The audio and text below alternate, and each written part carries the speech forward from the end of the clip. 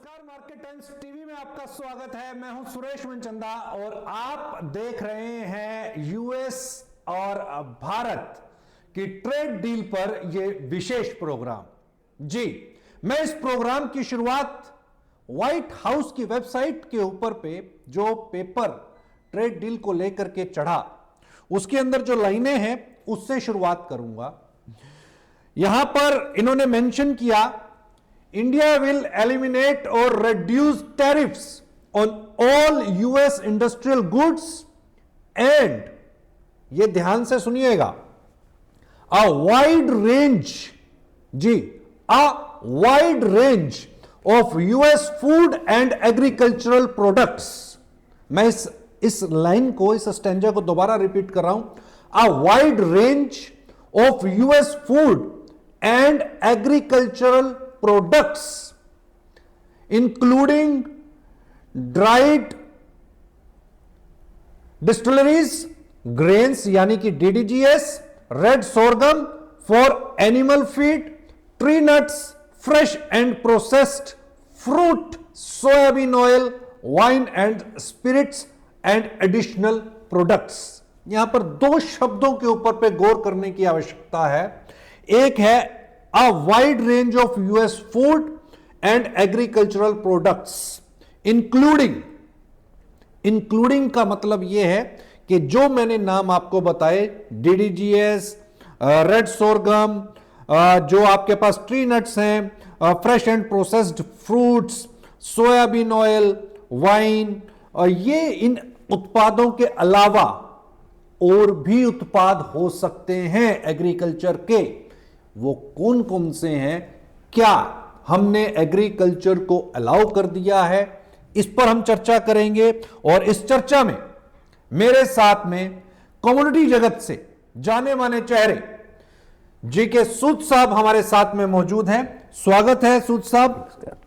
सूद साहब, यहां पर यूएस और भारत की ट्रेड डील, चूंकि भारत सरकार लगातार ये कहती आई है कि किसानों का हित हमारे लिए सर्वोपरि है, लेकिन अमेरिका की जो वेबसाइट है उसके ऊपर पे साफ तौर के ऊपर पे, चूंकि DDGS एक मेजर कंपोनेंट है पोल्ट्री के लिए हमारे पास में, और अभी एथनॉल इंडस्ट्रीज ग्रो ही हो रही थी और उनका जो बाई प्रोडक्ट है DDGS वो अब पोल्ट्री के अंदर में यूटिलाइज हो ही रहा था, प्राइस की एक पैरिटी बैठ रही थी।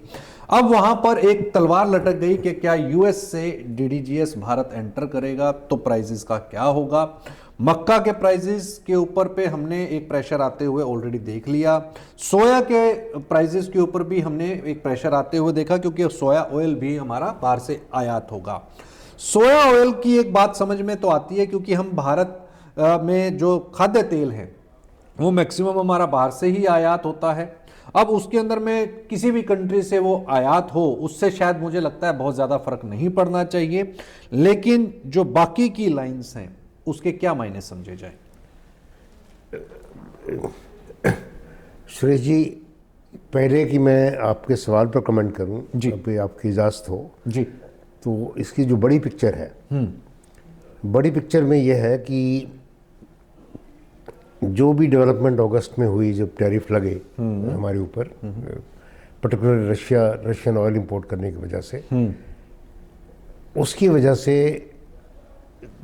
करीब 2 मिलियन वर्कर हमारे अनएम्प्लॉय हो गए हैं।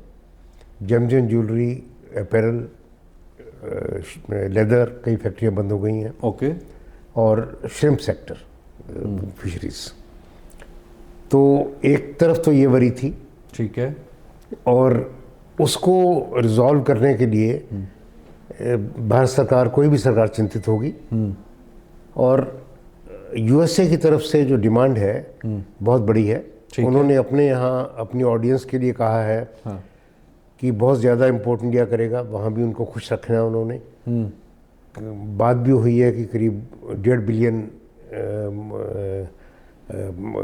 डॉलर का हम आयात करेंगे, और शुरू से ही उनका जोर रहा है हमारे ऊपर GM कॉर्न इंपोर्ट करने का, GM सोयाबीन और इथेनॉल जी। और हमारे कुछ जाने माने अर्थशास्त्री उन्होंने जीएम कॉर्न और जीएम सोयाबीन इंपोर्ट उनसे होने की हिमायत भी की है, आर्टिकल लिखे, ठीक है, जो कि मेरे विचार में बहुत अच्छी चीज़ नहीं थी, ठीक है, क्योंकि इससे हमारा केस वीक होता है। ठीक है, आज के दिन जैसे हमारे व्यापार मंत्री, वाणिज्य मंत्री ने कहा है कि इथेनॉल इससे बाहर रहेगा, ठीक है, जीएम सोयाबीन बाहर रहेगा, जीएम कॉर्न बाहर रहेगा। जी, तो अगर ये स्थिति नेगोशिएशंस के आखिर तक कायम रहे तो ये अच्छी बात है। ठीक है, जब तक कि इंडियन फार्मर को जीएम क्रॉप्स अलाउ करने की परमिशन ना मिले तब तक ये अनफेयर कंपटीशन रहेगा अगर वो अलाउ करते हैं। ओके, ठीक है, और तो इसलिए इस बड़ी पिक्चर में ये जो कंसेशंस दी गई हैं इसमें भारत सरकार बहुत स्मार्टली, जैसे डीडीजीएस में अभी 5 लाख टन का कोटा है, ठीक है, डीडीजीएस जीएम कौन से बनेगा, पर ये टेक्नोलॉजी में बहुत क्लियर है कि जीएम कौन से बना हुआ डीडीजीएस उसमें जीएम का अंश नहीं रहता। ओके, तो वो जो उसके बाद हमारे यहाँ कंसर्न्स हैं कि जीएम फूड से कि वो हमारे पोल्ट्री या कैटल खाएंगे, उनके जो उत्पाद होंगे उनमें आ जाएगा, वो नहीं आएगा क्योंकि उसमें प्रोसेसिंग में खत्म। माफ़ी के साथ मुझे एक चीज़ को समझना है, बड़ा साइकोलॉजिकली, मनोवैज्ञानिकली आप इसको मान सकते हैं कि भारत से लोग अमेरिका में जाकर के रोजगार करना चाहते हैं, अमेरिका के अंदर रहना चाहते हैं और अमेरिका शिफ्ट भी करने की एक होड़ है। और उसके बाद हम, क्योंकि अगर आप अमेरिका जाकर के रहेंगे तो अमेरिका में ही होगा, वो आपको अनाज मिलेगा, खाना मिलेगा, सारी चीज़ वहीं की आपको मिलेगी, मक्का वहीं से आप लेकर के और खाएंगे, सोयाबीन वहीं की परचेज करके अब आप खाएंगे। तो वहाँ पर जीएम हमें मतलब क्या तकलीफ नहीं देता है, सिर्फ जीएम भारत के अंदर ही तकलीफ देगा?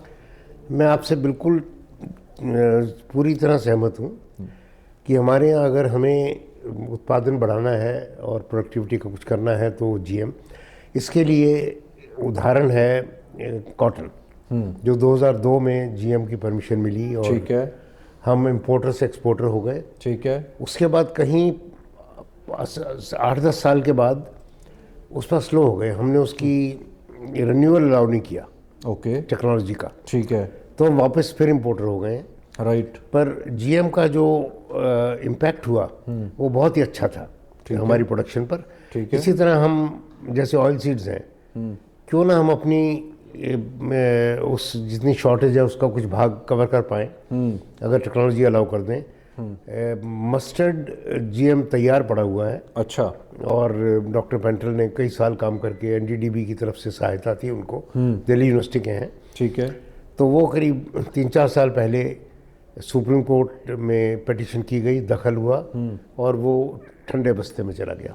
ओके, और जीएम ब्रिंजल का भी यही हाल हुआ जी, वो भी, ब्रिंजल सबसे बड़ी वेजिटेबल है, आपको अचंभा होगा कि टोटल वेजिटेबल में ब्रिंजल सबसे बड़ी चीज़ है। ओके, और वो भी अलाउ नहीं किया गया। ठीक है, और तो ये तो युक्ति संगत नहीं है कि जीएम से हम बैन करके रखें।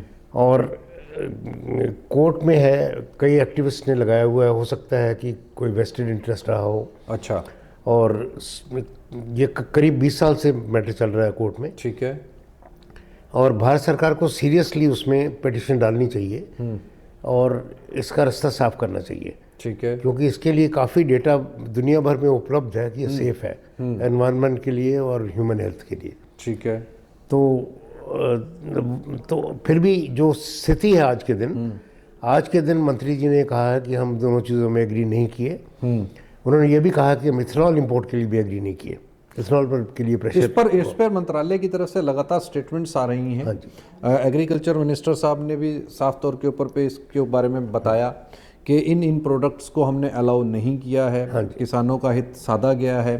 दूसरी सबसे बड़ी बात, क्या अभी जो प्रेशर हमने मक्का के ऊपर पे देखा क्या वो इसी डीडीजीएस की वजह से अलाउ के अंदर में एथनॉल इंडस्ट्री की तरफ से जो हमने लास्ट ईयर डिमांड जनरेट होते हुए देखी पिछले 2 साल के अंदर में, तो और मक्का के जो प्राइजेस हमने शूट होते हुए देखे, तो उससे किसान मक्का की खेती की तरफ अट्रैक्ट हुआ और उसने इस बार मक्का ज़बरदस्त लगाया। 440 लाख मीट्रिक टन के प्रोडक्शन को इस बार अचीव कर लिया। एक रिपोर्ट के मुताबिक अगले 5 साल के अंदर में आपको मक्का के करीब 800 लाख मीट्रिक टन की एथनॉल इंडस्ट्री को ज़रूरत पड़नी थी। तो इस पूरे सिनेरियो को अब किस नज़र से देखा जाए, क्योंकि 440 लाख मीट्रिक टन मक्का पैदा हो गया और उसका एक प्रेशर पहले ही मक्का के प्राइजेस के ऊपर पे था, ऊपर से डीडीजीएस का अलाउ, तो क्या अभी मक्का के प्राइजेस और मक्का का जो सिनेरियो है वो सुधरता हुआ दिखाई दे रहा है? मक्का पर 2 तरह के असर हैं। एक तो रेड सोरगम, ठीक है, डायरेक्टली बड़ा अच्छा सोर्स है कार्बोहाइड्रेट का, ठीक है, और मक्का का डायरेक्ट सब्स्टिट्यूट है कैटल फीड में और पोल्ट्री फीड में। ठीक है। तो एक तो उसका असर है। अभी उसका पता नहीं कि फ्री एंडेड इंपोर्ट होगी कि टीआरक्यू होगा, क्योंकि इंपोर्ट कोटा होगा। ठीक है। तो मैं समझता हूँ कि वो एक असर डालेगा मक्का पर। मक्का की फीड डिमांड करीब 25-26 मिलियन है, कैटल फीड और वो सब मिला के, पोल्ट्री फीड, जो आधी से ज़्यादा है जो हमारी मक्का की प्रोडक्शन है 47 के करीब। ठीक है। तो डीडीजीएस का ये है कि 5 लाख टन का कोटा है। कई जगह गवर्नमेंट आए, मंत्री जी ने बताया कि हमारी डिमांड अनलिमिटेड है, बहुत ज़्यादा है। मैं नहीं समझता कि वो है। करीब 5-5.5 मिलियन टन की अपनी प्रोडक्शन है डीडीजीएस की। ठीक है। ये उसका लगभग 9-10% हो जाता है। ठीक है। 9-10% कमोडिटी मार्केट में कोई नई चीज़ आ जाए तो काफ़ी सिग्निफिकेंट मानी जाती है प्राइस पर इम्पैक्ट डालने के लिए, परंतु इंपोर्ट प्राइस इतनी कम भी नहीं है।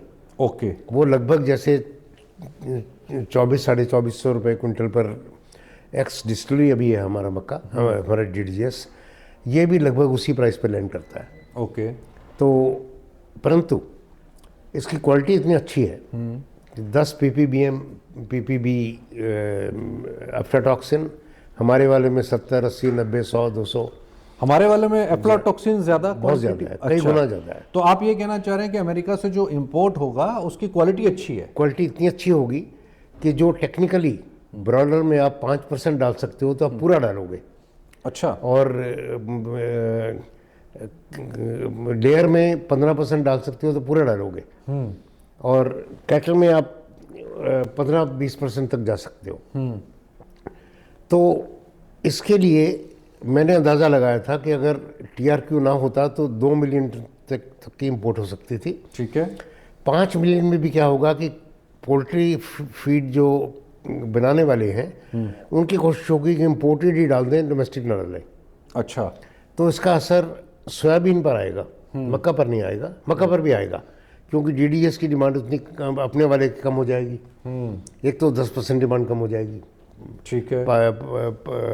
50 लाख टन, 55 लाख टन है, 5 आ गया तो अपने आप डिमांड डायरेक्ट असर पड़ेगा, 40 के आसपास पहुंच हाँ, जाएगी। तो 45-50 रह जाएगा डिमांड। ठीक है। और एक्सपोर्ट इसकी लिमिटेड है वियतनाम वगैरह में ही, क्योंकि डीडीजी इसका अफ्लाटॉक्सिन बहुत है, एक्सेप्टेबल नहीं है। सिर्फ पिगरी में फीड में डाल देते हैं इसको। हाँ। और पोल्ट्री में मोर्टेलिटी हो जाती है। ओके। और कैटल का भी लीवर खराब हो जाता है इससे। ठीक है। इतनी अफ्लाटॉक्सिन से। ओके। तो इसका काफ़ी सीरियस असर है। पर मैं इसमें एक अपॉर्चुनिटी देख रहा हूँ। अच्छा। कि अगर ऐसा कंपटीशन आए तो इंडस्ट्री क्या करेगी। 1991 में हम लिबरलाइज हुए, तमाम उस टाइम पर हुआ कि हमारी इंडस्ट्री ठप हो जाएगी, ये होगा, परंतु हमारी इंडस्ट्री एफिशिएंट हो गई। ठीक है। अब इसमें कोई इतना लंबा चौड़ा काम नहीं है कि सप्लाई चेन को कंट्रोल कर लो आप और हार्वेस्ट के बाद उसकी कंडीशंस ठीक रखो, जल्दी ड्राई कर लो। बढ़िया बढ़िया ड्रायर बन गए आजकल। ठीक है। तो अफ्लाटॉक्सिन कंट्रोल हो जाएगा। ओके। ठीक तो है। इंडस्ट्री को इन्वेस्ट करना पड़ेगा। और सर्वाइवल इतनी बड़ी इंडस्ट्री है इथेनॉल की, वो सर्वाइवल के लिए मैं समझता हूँ ज़रूर करेंगे। शुरू में पेन होगी, पर शुरू की पेन के बाद एक किस्म से इनकी टेक्नोलॉजिकल अपग्रेडेशन हो जाएगी। तो क्या हम ये मान करके चलें कि गवर्नमेंट जो E50 के ऊपर भी काम कर रही है, हाँ जी। अगर मान लीजिए 20% का जो टारगेट गवर्नमेंट का था उसने समय से पहले अचीव कर लिया एथनॉल का, ब्लेंडिंग का, और अब 50% और 25% और 50% की भी बात हो रही है कि पहले 25% कर दिया जाए फिर 50% कर दिया जाए, तो क्या सरकार ये देख रही है कि हम ऑटो सेगमेंट को उस तरफ ले जाएं और जो पेट्रोल डीजल है उसके ऊपर हम अपनी डिपेंडेंसी को कम करें और ये बायोफ्यूल को आने दीजिए, एथनॉल को मैक्सिमम यूज़ कीजिए, जो आपको मक्का से और चावल से मिल रहा है, तो भैया अब उसी से चलने दीजिए? देखिए, सबसे पहले ये स्टार्ट हुआ आत्मनिर्भरता से नहीं हुआ, ये शुगर इंडस्ट्री की प्रॉब्लम से हुआ। शुगर एक्सपोर्ट में सब्सिडी दी जा रही थी, ठीक है, जो हम एक केस WTO में हार गए। ओके, वो बाद में उसका कोई असर नहीं पड़ा बुरा हमारे ऊपर, क्योंकि WTO में अपीलेट कोर्ट ही बंद है, उसमें कोई जज नहीं है। अच्छा, तो हम अपील के लिए हमने नोटिस दिया, हाँ, तो वो वहीं का वहीं पड़ा है, तो ओके, वो अब आई गई हो गई बात। अच्छा, परंतु उसके बाद ये हुआ कि भाई सब्सिडी अगर नहीं दे पा रहे तो इसका 5-6 मिलियन टन का कोई रास्ता निकालो शुगर का कि इथेनॉल में निकल जाए। तो आप डेट देखेंगे 2018 में जब नेशनल बायोफ्यूल पॉलिसी बनी, तो उस टाइम तक शुगर एक्सपोर्ट में प्रॉब्लम आ रही थी, ठीक है, स्टॉक बहुत ज़्यादा थे, शुगर में मिनिमम सेलिंग प्राइस निर्धारित कर दी गई ठीक है, कि इससे कम में नहीं बेचो, इलीगल होगा, जिससे कि मिले वायबिलिटी उनकी रह सके। ठीक है, तो उस बैकग्राउंड में हुआ। उसके बाद में ये रोड मैप बन गया, फिर बात हुई 20% की। ठीक है, तो आज के दिन जो मेरी अपनी समझ है, 25 के लिए 2-4 बयान आए पिछले साल, कई जब इनकरेज हुए, परंतु उसके सामने पब्लिक रिएक्शन इतना आया, और रोड मैप जो बना है नीति आयोग में 2021 में, उसमें साफ लिखा हुआ है कि इथेनॉल में इंजन में कोरोजन होती है और इथेनॉल से प्राइस कम होनी चाहिए इथेनॉल मिक्सचर वाले पेट्रोल की। ओके, अभी अथॉरिटेटिव तौर पर सरकार कह रही है कि कोरोजन नहीं होती, पर वो नीति आयोग वाली बात माने जिसमें ऑटोमोबाइल मैन्युफैक्चरर्स का आदमी मेंबर था, कि अभी सरकार की बात माने। ठीक है, आम उपभोक्ता, मेरा विचार है कि नीति आयोग की बात मान रहा है, ठीक है, क्योंकि टेक्निकली सपोर्टेड है। ठीक है, और दूसरा ये है कि पब्लिक वो एक्सपेक्ट करती है कि अगर 30% कम माइलेज है तो 30% कम प्राइस भी हो, जैसे ब्राज़ील में है। ठीक बात है, तो वो भी नहीं कर पाएंगे, क्योंकि यहाँ पर कॉस्ट ऑफ प्रोडक्शन ज़्यादा होने से इथेनॉल की प्राइस पेट्रोल की प्राइस से ज़्यादा है। अच्छा, तो इसलिए वो कितनी सब्सिडी दे देंगे उसको कम करने के लिए। हाँ, तो इसलिए मुझे लग रहा है कि कुछ सालों तक ये 20 पर अटक गया। ठीक है, हालांकि इंडस्ट्री की डिमांड है कि हमारी कैपेसिटी बहुत है, आप और बढ़ाइए। ठीक है, तो टोटलिटी को देखते हुए, क्योंकि हमारे फ्लीट में अगर 45-50 मिलियन गाड़ियां हैं, तो उनमें से 10-1 मिलियन ही हैं जो कंप्लायंट हैं तो E20 से। वो भी माइलेज का इशू उनमें भी है, कोरोजन का इशू नहीं है। ओके, माइलेज 70% कम, और 20% डालेंगे तो 70 का 20% 6-7% कम माइलेज। ठीक है। तो मुझे लगता है कि इंजन शिफ्ट में तो कोई दिक्कत आएगी नहीं, क्योंकि ब्राजील के अंदर अगर शिफ्ट कर लिया, पर पहली गाड़ी का क्या करोगे? मेरे जैसे रिटायर्ड आदमी ने गाड़ी खरीदी, अब सारी उम्र वही यूज़ करूँगा, 15 साल। तो आप मुझे सब्सिडी दीजिए कि मैं बदल लूँ उसको। मेरा इंजन क्यों करोड़ हो? ठीक बात। तो ब्राज़ील में ग्रेजुअली हुआ और गाड़ियाँ रिप्लेस हो गई। यहाँ आपने हठात कर दिया, ठीक है 20 तक आ गए। तो अब ये जितना बैकलैश मिला था और जो तथ्य सामने हैं और जो कंज्यूमर की एक्सपेक्टेशन है कि आप हमें घटिया फ्यूल दे रहे हो, तो उसकी प्राइस भी कम होनी चाहिए। ठीक है। और नीति आयोग ने एक्नॉलेज किया, तो उसके लिए आप नहीं कर पाओगे। तो मुझे लगता है 20 पर अटक गया। ओके। और जो ये 80 मिलियन टन की बात कर रहे हैं, अभी 12-13 मिलियन टन इथेनॉल में जाता है मक्का। ठीक है। 7% हमारी गैसोलीन डिमांड की ग्रोथ है। ठीक है। 7% से अगर बढ़ा दीजिए तो 5 साल में 35-40% बढ़ेगा, ठीक है, इससे ज़्यादा नहीं। ओके, तो 4-5 बिलियन बढ़ेगा, दैट इज़ ऑल। और इधर इम्पोर्टेड डीडीजीएस आने से वो भी कॉर्न प्राइसेस पर इम्पैक्ट पड़ेगा, नेगेटिव वो तो होना ही है, अभी देख लिया आपने। राइट। तो कुल मिलाकर के अभी 2026 का अगर मैं सिनेरियो देखूं तो यूएस और भारत की जो डील है उसका किन किन कमोडिटीज़ के ऊपर पे मेजरी हम इफ़ेक्ट देख सकते हैं, और दूसरा मक्का जिनके पास में अगर स्टॉक के अंदर में है, क्योंकि इस बार हैवी स्टॉक्स हैं मेज़ को लेकर के, उन दोनों सिनेरियोज के बीच में साल 2026 मक्का के दृष्टिकोण से आपको कैसा नज़र आ रहा है? मक्का में मेरे विचार में कैरिंग कॉस्ट भी नहीं निकलेगी। अच्छा, क्योंकि अभी नेक्स्ट क्रॉप आ रही है, वो भी अगले साल से अच्छी है, बिल्कुल। और डिमांड पर भी असर, डिमांड पर तो इतना नहीं असर पड़ेगा जितना प्राइस पर पड़ेगा, ठीक है, क्योंकि डीडीजीएस की इंपोर्ट जब शुरू हो, अभी मार्च में नोटिफिकेशंस आनी है, ठीक है, अभी तो आई नहीं, उसके बाद इंपोर्ट होगी तो उससे कैप लगेगी। तो इसलिए, और सोयाबीन में आप देखिएगा, मक्का, दूसरी बात यह है कि इकोनॉमिक सर्वे में भी एक्नॉलेज किया गया है कि 2 मिलियन हेक्टेयर एक्स्ट्रा लैंड मक्का में गई है दाल और सोयाबीन से। बिल्कुल। तो ये हम लोगों ने आज से 3-4 साल पहले हाईलाइट किया था डिफरेंट फोरम्स में, ठीक है, कि इस तरह का होगा। ठीक है, तो 2 प्रायोरिटी क्रॉप्स हैं आपकी, ऑयल सीड्स और पल्सेस, दोनों इंपोर्ट हो रही हैं। ठीक है, तो क्या हमें ये करना चाहिए कि अगर हम कहें कि पेट्रोल की इंपोर्ट कम करेंगे और ऑयल्स की बढ़ा देंगे और पल्सेस भी बढ़ा देंगे, तो या तो वो रहे कि आपका वी डोंट माइंड कि इसकी इंपोर्ट बढ़ जाए, पेट्रोलियम की कम होनी चाहिए, पता नहीं क्या बात है पेट्रोलियम में। ठीक है, तो इसलिए मक्का की इतनी प्रोडक्शन इतनी तेज़ी से बढ़नी नहीं चाहिए। ठीक है, ये हमारी, जब तक प्रोडक्टिविटी ना बढ़े, ऑयल सीड्स की 3 टाइम्स हो जाए, अभी 900 kg है सिर्फ, ठीक है, दाल की भी लगभग इतनी है, वो भी 2-3 टाइम्स हो जाए, तो उस टाइम पर हो सकता है कि कुछ लैंड अवेलेबल हो और क्रॉप्स के लिए। ओके, तो मक्का की डिमांड भी 8-9% पोल्ट्री में बढ़ती है हर साल। ठीक है, तो आप ये समझिए कि 8-9% पोल्ट्री में बढ़ी, 4-5% और सेक्टर्स में बढ़ी, तो लगभग 5% हो गई सारी। और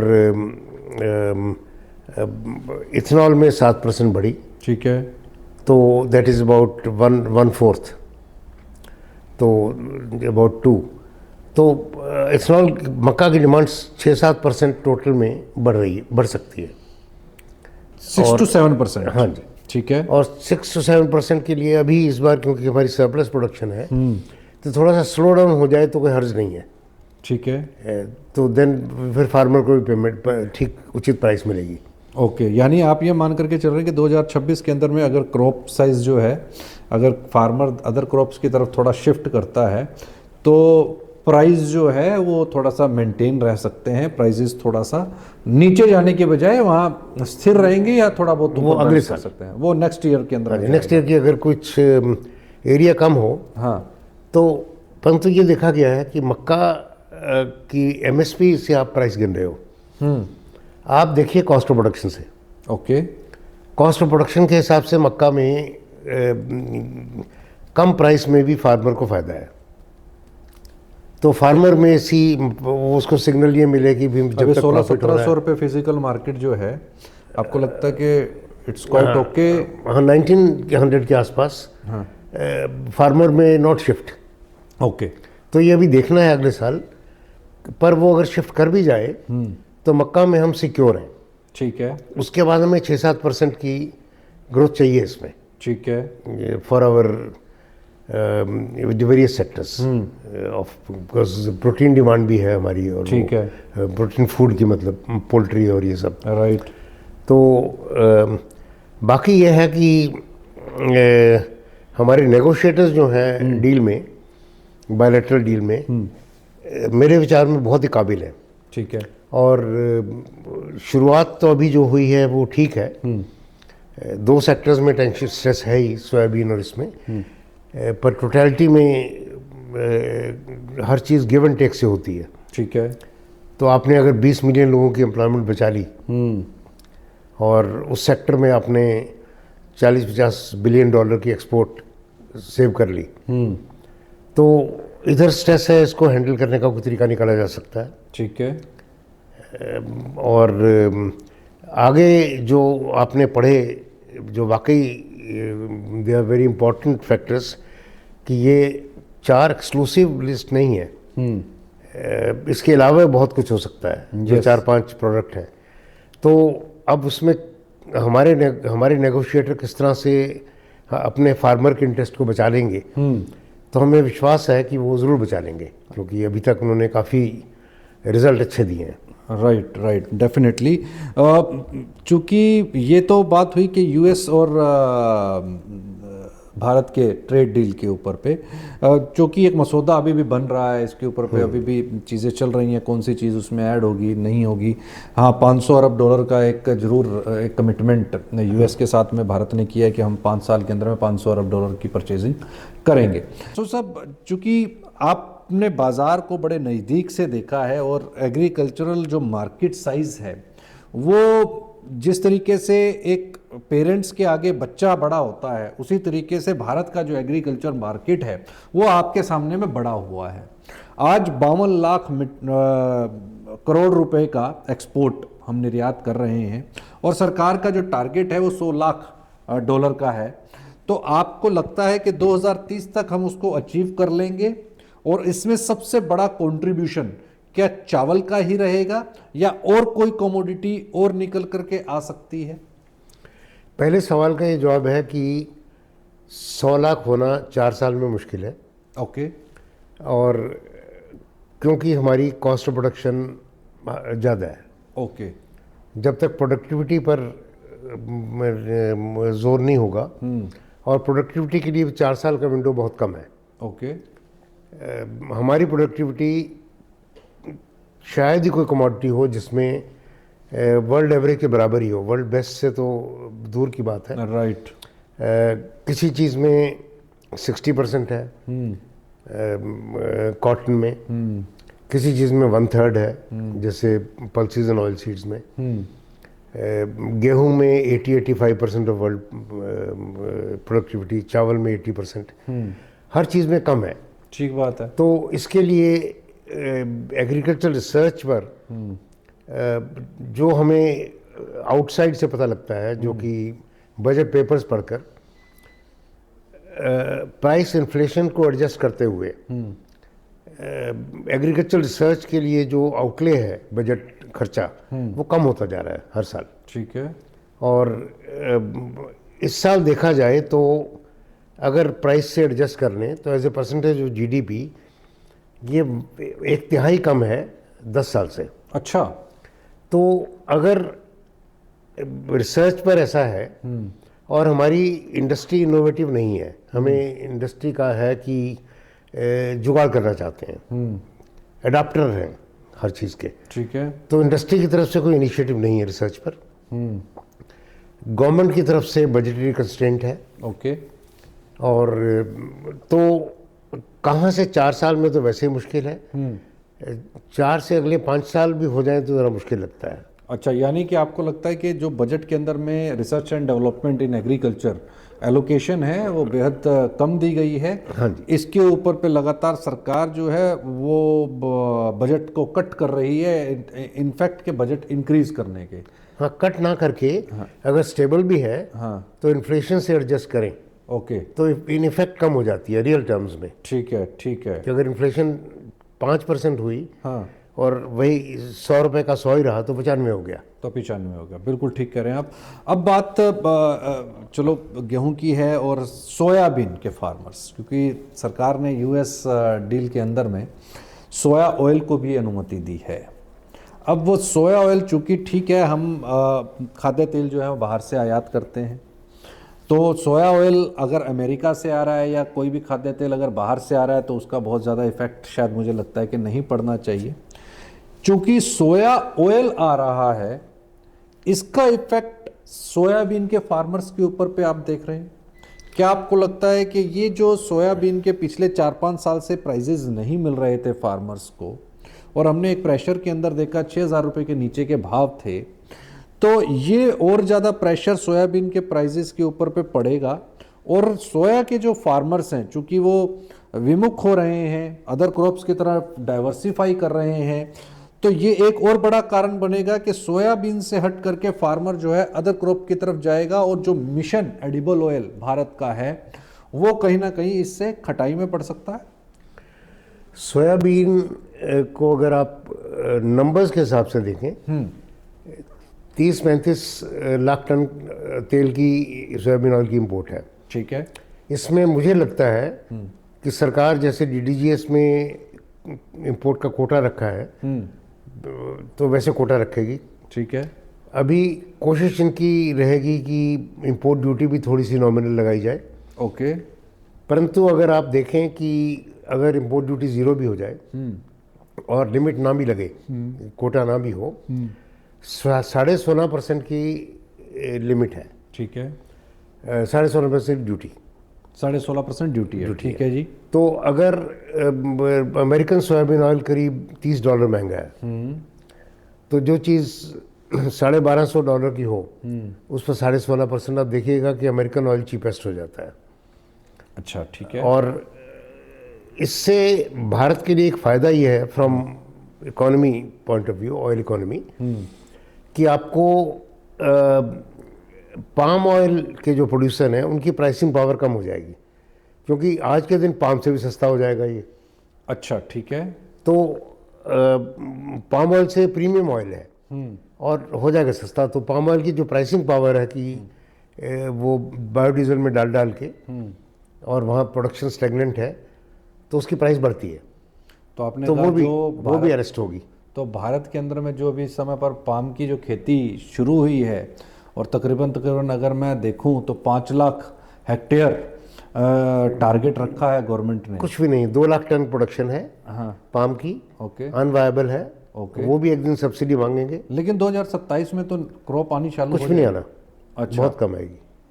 अच्छा, तो आप ये मान करके चल रहे हैं कि 2027 के अंदर में हमें बहुत ज़्यादा खास कुछ नहीं, 2 लाख टन आज है। ठीक है। कितना आ जाएगा? ठीक है। अब 80 लाख टन इंपोर्ट कर रहे हो। ओके। कहाँ 2 लाख टन? ठीक है। तो पाम की खेती पर असर नहीं पड़ेगा इसका। वो वहाँ उसकी जो कॉस्ट ऑफ प्रोडक्शन है, वो तो वैसे ही ज़्यादा है। अगर ड्यूटी फ्री पाम भी मंगा लो, उससे भी ज़्यादा है ये। ओके। ओके। तो ये तो जो भी नेशनल पाम ऑयल प्रोग्राम है, आप देखिएगा उनकी वेबसाइट, उस पर डेटा 2019 का है। अच्छा, ठीक तो है। कुछ अचीवमेंट हुई हो तो डेटा आए। ठीक है। हमें यूएसडीए का डेटा देखना पड़ता है, राइट। पाम आउटपुट के लिए।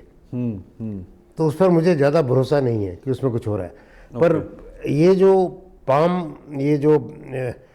ट्रेडिंग पॉइंट ऑफ व्यू से पाम की प्राइसिंग पावर कम होना हमारी इकोनॉमी के लिए अच्छा है। ठीक है। और क्योंकि इंपोर्ट इतनी ज़्यादा है सोयाबीन की, तो सोयाबीन के लिए भी मेरा मैसेज यही होगा कि आपकी प्रोडक्टिविटी अगर 900 से 1000 है किलो एक हेक्टेयर की, आपके जो प्रेजेंट सीड हैं, जीएमओ ना आने की ना भी आए, वो प्रूवन है कि फार्मर कंडीशन में 2 टन प्रोडक्शन कर लेते हैं। ओके। मिलर्स को चाहिए कि कुछ एक्सटेंशन एक्टिविटी करें, कुछ मिलजुल कर सोयाबीन एसोसिएशन की तत्वाधान में बिल्कुल प्रोडक्टिविटी, वो पैकेज ऑफ प्रैक्टिसेस चाहिए। ठीक है। कि कितनी खाद डालनी है, किस समय पानी देना है, good agricultural practices, seed treatment कैसे करना है। तो और उसके बाद में उसकी जो इंटरकल्चर वगैरह करना है। तो that is very simple, low hanging fruit. Industry को डिसाइड करना है कि हमें ये करना है। ठीक है। तो तो it's an opportunity for them, right, कि प्रोडक्टिविटी कब तक 900 के जी से चलाएंगे और सरकार से सपोर्ट मांगते जाएंगे। बिल्कुल ठीक बात है। तो इसी के साथ जुड़ा हुआ ये सवाल है, तो यानी कि अभी हम ये मान करके चलें कि अगर बाहर से सोया हमारा इंपोर्ट हो रहा है, और सोया अगर इंपोर्ट होता है तो ये ऑयल की इकोनॉमी के लिए हमारे एडिबल ऑयल इकोनॉमी के लिए तो बेस्ट रहेगा। इसका पॉजिटिव हमें इफेक्ट दिखाई देगा बनस्पति के नेगेटिव, क्योंकि हम पाम ऑयल का इंपोर्ट जो है वो कम करेंगे और सोया चूंकि क्वालिटी वाइज पाम के प्राइस बहुत ज़्यादा नहीं बढ़ेंगी, पाम ऑयल के प्राइसेस भी ज़्यादा नहीं इंक्रीज होंगे। ठीक है, तो अभी ओवरऑल अगर हम पूरे overall scenario edible oil pack की अगर मैं बात करता हूँ, क्योंकि मस्टर्ड भी आ रही है, उसके भी प्राइसेस पे क्या इफेक्ट दिखाई देगा क्या? मस्टर्ड की प्राइसेस पर क्रॉप पर डिपेंड करता है। ठीक है, ये क्रॉप अगर 125-30 हो तो प्राइसेस उसकी कुछ रहेंगी। ठीक है, इसी क्वेश्चन को दोबारा ले लेते हैं सर, इसी क्वेश्चन को दोबारा लेते हैं यहाँ से। ये ब्रेक किया? हाँ ब्रेक, बात करते हैं मैं इनसे। हाँ बात कर लीजिए सर।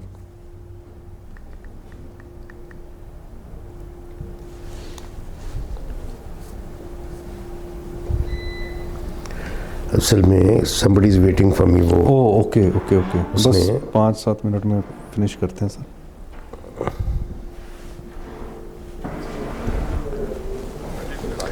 नहीं, मैं डायरेक्ट पहुंचाऊंगा, मैं नोएडा इतों आ रहा है। हाँ, मैं दिखा ही नहीं, कड़ी बार दिखा ही नहीं।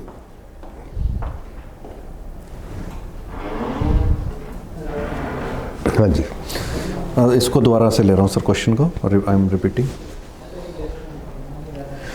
तो क्या हम ये मान करके चलें कि अदर जो ऑयल बास्केट है, जिसमें मस्टर्ड ऑयल भी आ गया, पीनट ऑयल भी आ गया, तो क्या other oil edible oil basket coconut oil है, वहाँ पर भी प्राइसेस के ऊपर पे क्या हम कोई इफेक्ट आते हुए देखेंगे? क्या वहाँ पर भी प्राइस का कोई प्रेशर आ सकता है क्या सोया ऑयल इंपोर्ट होने मैं से? ये नहीं समझता कि होगा, क्योंकि पाम ऑयल की कोर डिमांड करीब 6 मिलियन है।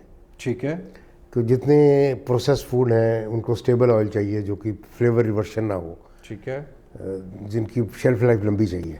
ठीक है, तो 6 मिलियन के करीब पाम ऑयल की डिमांड रहेगी। अच्छा, तो ये नहीं कि सारा पाम ऑयल रिप्लेस हो सकता है। ओके, और उसके अलावा देश में ऑयल की शॉर्टेज है ही। हाँ ठीक है, तो इन पर असर पड़ेगा सिर्फ अगर क्रॉप एक्सेप्शनली हाई हो जाए किसी के एक ऑयल की। मिशन एडिबल ऑयल को आप किस नज़र से देख रहे हो? किस मिशन एडिबल ऑयल में अभी तक तो कुछ अचीव नहीं हुआ।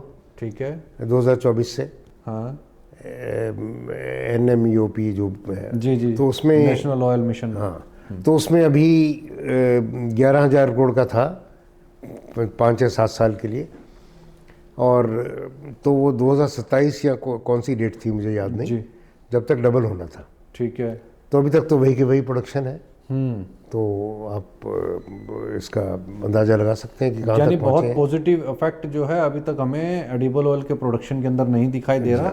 अगर सोया इंपोर्ट हो भी रहा है तो उसका बहुत ज़्यादा हमें हमारी प्रोडक्शन फ्लक्चुएट करती है, बारिश आ गई तो बढ़िया हो गई, बढ़िया क्या हो गई, फिर भी प्रोडक्टिविटी कम रहती है, और बारिश नहीं आई तो कम हो गई।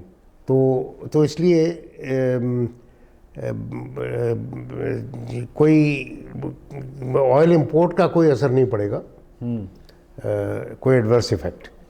ठीक है, तो अभी फार्मर को क्या करना चाहिए सर, मक्का के किसानों को और सोयाबीन के फार्मर्स को? मक्का के किसानों को एरिया कम करना चाहिए। ठीक है, सोया के किसानों को जो सोया जिनको बेचते हैं मिलर को, और जो उनके सोयाबीन रिसर्च सेंटर्स हैं, एक्सटेंशन सेंटर्स हैं उनके एरिया में, मध्य प्रदेश महाराष्ट्र में, उन पर प्रेशर डालना चाहिए कि कोई ऐसी सर्विसेज, कोई ऐसा ज्ञान, कोई एक्सटेंशन उनको दें कि उनकी प्रोडक्टिविटी जो बहुत इजीली डबल हो सकती है वो हो।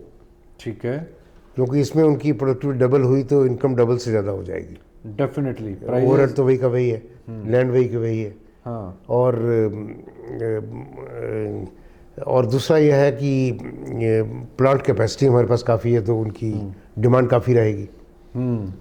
तो लेकिन अगर हम सोयाबीन का एक और जो देखें तो जो उसका रॉ मटेरियल कह लीजिए, बाई प्रोडक्ट कह लीजिए, जो कैटल फीड के अंदर में आपका जा रहा था वो डंप हुआ, DDGS ने उसकी जगह ले ली, और इधर से ऑयल कंपोनेंट की अगर मैं बात करूं 18% मात्रा आपका यहाँ पर सोयाबीन में ऑयल है। तो क्या इस वजह से भी फार्मर्स जो हैं वो थोड़ा सा दूसरी तरफ देख रहे हैं कि देखिए, other प्रोटीन crops की मील तरफ 30 मिलियन टन पोल्ट्री के लिए, ब्रॉयलर के लिए बन रहा है। से? ठीक है। उसमें 25% सोयाबीन मील पड़ता है, खली पड़ती है। ओके। तो 25%, ठीक है, जिसको तो meal 7 से मिलियन बोल हो गया। देते हैं। 7 मिलियन का 5%, साढ़े 3.5 लाख। ठीक है। तो इतनी बड़ी क्वांटिटी नहीं है कि 5% GDG उसमें डाल ले। अच्छा। तो उसके अलावा ब्रॉयलर, उसमें 3 गुना चला जाएगा, पर वो प्रोडक्शन उनकी 10 मिलियन है, 30 नहीं है। अच्छा।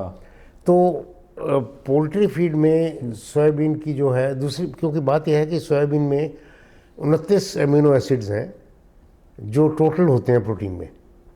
अच्छा, टोटल सोयाबीन में। टोटल प्रोटीन है ये, ठीक है। और बाकी सब में कमी रहती है। ठीक है। तो इसलिए एक लिमिटेशन है जिसके बियॉन्ड आप यूज़ नहीं कर सकते बाकी प्रोटीन्स। ठीक है। तो असर पड़ेगा हाँ। मार्जिनल, पर ग्रोइंग इंडस्ट्री 8-9% हर साल बढ़ रही है, तो वैसे ही डिमांड बढ़ती है। राइट। तो अगर मेरा 5% डिमांड कम भी हो गई, अगले साल 9% बढ़नी है। तो सोयाबीन के फार्मर सोयाबीन की खेती कंटिन्यू रखें, हाँ जी, उनको वो लगातार अपना बने रहना चाहिए। मक्का का एरिया वापस ले लें। ओके। और उसको वापस सोयाबीन में कन्वर्ट कर हाँ दें। जी, और भी एक साल अगर मक्का यही लेवल रहे 47 मिलियन तो ठीक ठाक है। उसके बाद बढ़ना चाहिए 6-7% हर साल। अच्छा। क्योंकि जो मैंने अभी कैलकुलेट किया डिमांड डिफरेंट सेक्टर्स की, हाँ।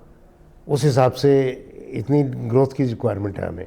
ओके। ओके, तो यानी आप ये कह रहे हैं कि मक्का का जो एरिया है, कल्टीवेशन एरिया, उसको आप थोड़ा सा कम कर दीजिए, उसकी तरफ अब ज़्यादा फोकस नहीं होना चाहिए। 2026 के अंदर में सोयाबीन की तरफ चले जाएं या अदर किसी क्रॉप की तरफ आप शिफ्ट कर सकते हैं। अगर मैं ओवरऑल सिनेरियो के साथ में देखूं, अब प्राइस को लेकर के अगर मैं ओवरव्यू लूं, तो ओवरऑल कमोडिटीज़ के अंदर में कौन सी इनमें आपको कमोडिटी बेस्ट नज़र आती है, अगर स्टोकिस्ट के पॉइंट ऑफ व्यू से, ट्रेडर के पॉइंट ऑफ व्यू से? मस्टर्ड का क्रॉप देखकर किसी तरह भी mustard is the best. Okay. क्योंकि मस्टर्ड की एक ही क्रॉप है। हाँ। ऑयल की डिमांड इसकी करीब 3-3.5 मिलियन है। ठीक है। जो कि किसी प्राइस इन इलास्टिक डिमांड है वो इतनी, ओके। जिसको लेना ही लेना है। ठीक है। और बाकी क्या होता है कि इनिशियली प्राइस गिर जाती है अगर क्रॉप ज़्यादा हो, क्योंकि वो ऑयल इतना सुपीरियर ऑयल है, हर तेलों से अच्छा। ठीक है। ग्राउंडनट के बराबर समझ लीजिए, क्वालिटी में तेल के बराबर समझ लीजिए। उसको रिफाइन करके सोयाबीन से सस्ता बेचना पड़ता है। ठीक है। क्योंकि इसमें फ्लेवर रिवर्शन होता है। तो वो फालतू क्रॉप को संभालने के लिए, ठीक है। उस टाइम पर नेफेड आ जाए तो संभाल लेता है। ठीक है। अगर नेफेड ना आए तो प्राइस गिरती है। राइट। तो आइदर वे स्टॉकिस्ट को बेनिफिट मिलता है। ठीक है।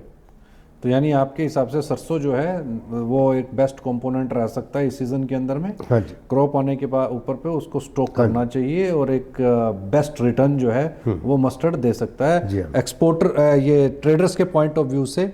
और जो फार्मर्स हैं वो भी यहाँ पर अपनी कॉल ले सकते हैं कि अगर मान लीजिए कि आपके पास में मस्टर्ड है, तो अब आप अपने हिसाब से इसको सेल आउट बाज़ार के अंदर में कर सकते हैं। अगर भाव अच्छे चाहिए हो तो आप होल्ड रख सकते हैं, तो होल्ड रखना चाहिए, थोड़ा थोड़ा करके बाज़ार के अंदर में निकालना चाहिए सरसों।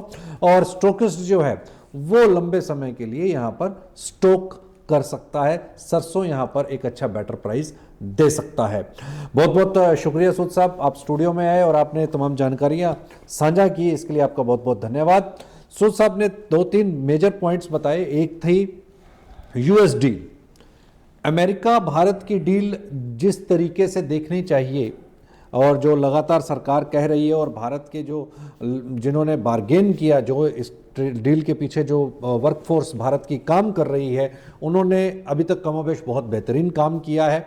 और जो यहां पर दिखाई दे रहा है, हालांकि ये तो जब मसौदा सामने निकल करके आएगा कि क्या इसके अंदर में और भी अदर कमोडिटीज़ को भी क्या ऐड किया जा रहा है, क्या अदर एग्रीकल्चर प्रोड्यूस भी हैं, वो बहुत सारी चीज़ें उन चीज़ों के ऊपर पे डिपेंड करेंगी। लेकिन सोया ऑयल अगर अमेरिका से आता है तो पाम ऑयल के प्राइसेस के ऊपर पे डेफिनेट एक प्रेशर बनेगा, और पाम ऑयल यानी कि खाद्य तेलों की जो कीमतें हैं वो नहीं बढ़ेंगी एंड कंज्यूमर के पॉइंट ऑफ व्यू से, और बेटर जो ऑयल है वो कंज्यूमर के पास में पहुंचेगा। दूसरी सबसे इंपॉर्टेंट चीज यहां पर जो डीडीजीएस को लेकर के सामने निकल करके आ रही है, निश्चित तौर के ऊपर पे डीडीजीएस यहां पर एक पोल्ट्री इंडस्ट्री के लिए एक मेजर कंपोनेंट का प्रयोग कर सकता है। जैसा कि सूद साहब ने कहा कि उसकी जो क्वालिटी होगी वहाँ के जो प्रोड्यूस की वो कमोबेश बेटर है, और जो अफ्लाटॉक्सिन नाम की जो बीमारी कह लीजिए, जो नेगेटिव पॉइंट भारत के डीडीजीएस के अंदर में पाया जा रहा है, वो एटलीस्ट कम से कम वो वहाँ पर अफ्लाटॉक्सिन नहीं अवेलेबल होगा। तो ये एक पोल्ट्री इंडस्ट्री के लिए एक प्लस पॉइंट भी हो सकता है, सस्ते में मिलेगा, क्वालिटी प्रोडक्ट उनको मिल सकता है। तीसरी यहाँ पर सबसे इंपॉर्टेंट चीज़ जो सूद साहब ने कही वो है आपका मस्टर्ड, सरसों के प्राइजेस के अंदर में यहाँ पर तेजी दिखाई दे सकती है इस सीजन के अंदर। कहीं मत जाइए, देखते रहें मार्केट टाइम्स टीवी।